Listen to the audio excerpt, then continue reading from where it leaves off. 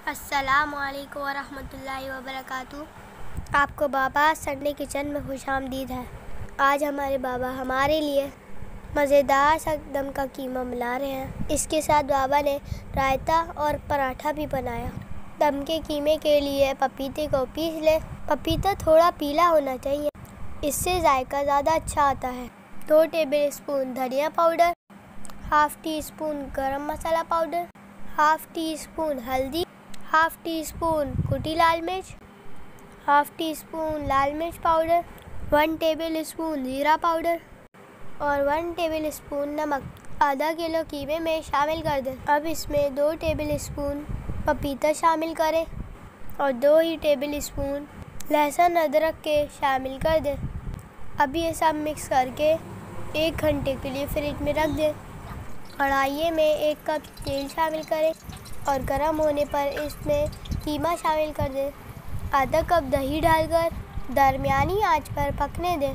इसको इतनी देर पकाएं जब तक कीमा तेल न छोड़ दे। इसको बहुत ज़्यादा खुश्क नहीं कीजिएगा।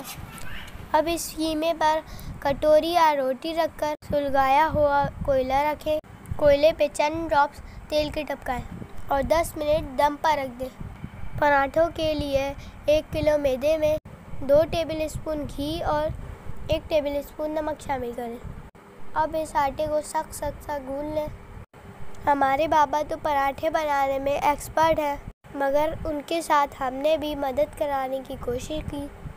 बाबा बताते गए, हम पेड़े बनाते रहे। संडे वाले दिन हमें बहुत मज़ा आता है। दिल चाहता है रोज़ाना ही संडे आ जाए। बाबा तो उंगलियों पे पेड़े लपेट रहे थे। हमसे जैसे बने हमने बना दिए।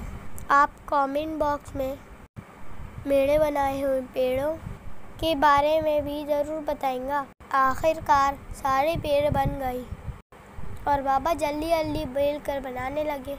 अब हम सबको बहुत भूख लग रही थी। बाबा गरम पराठे बनाते रहे और हमने खूब मज़े लेके खाया। शुक्र अल्हम्दुलिल्लाह। ये रेसिपी ज़रूर ट्राई करेंगे। इंशाल्लाह आपको भी बहुत पसंद आएगी।